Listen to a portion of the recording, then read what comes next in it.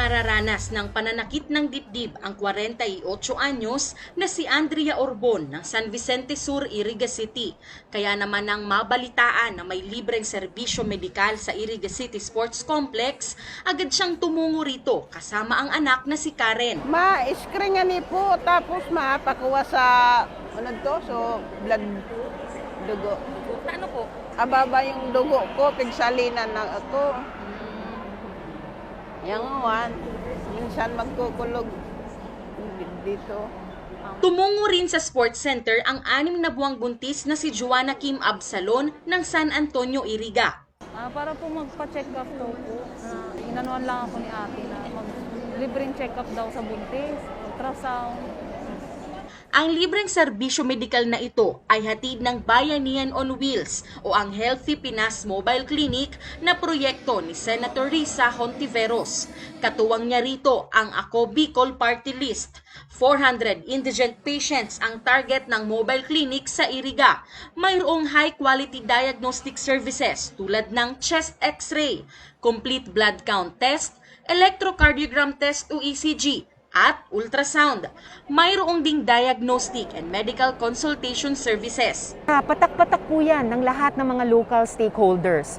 So dala po namin yung mobile clinic na unang ibinigay ng isang private foundation, and then ORIG nga na partner on the ground simula pa sa Central Luzon, yung BBIF.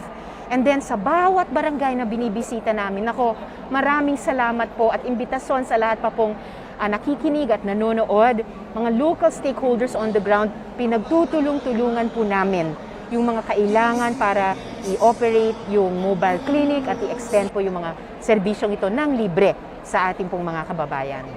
Ang Iriga City ang pinakaunang lugar na napuntahan ng mobile clinic sa probinsya ng Camarines Sur. Kaya naman malaki ang pasasalamat ng pamahalaang panlungsod ng Iriga sa pangunguna ni Mayor Madel Alfelor.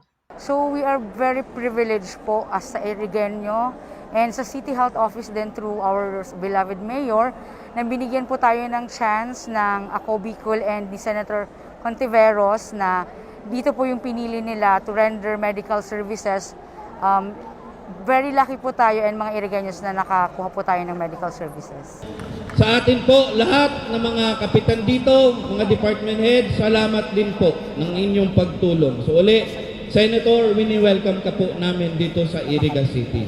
So, ang aking ate, si Mayor Madel, actually po, Senator, before siya umalis, siya mismo yung nag-asikaso ng lahat ng delegation. Ayon sa senador, sa loob lamang ng 2 buwan, mahigit 5,000 individual na ang nabigyan ng libreng serbisyo ng mobile clinic. Kaya pasalamat kung ganito, iguwa na niya na. Gawa, pre.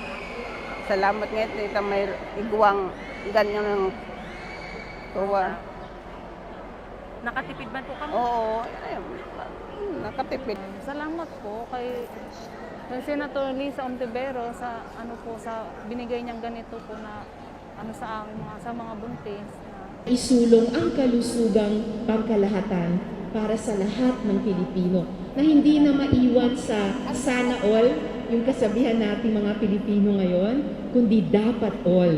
Na dapat all makapagaling sa COVID at iba nating mga health issues at dapat all makaahon ang kabuhayan mula sa resesyon.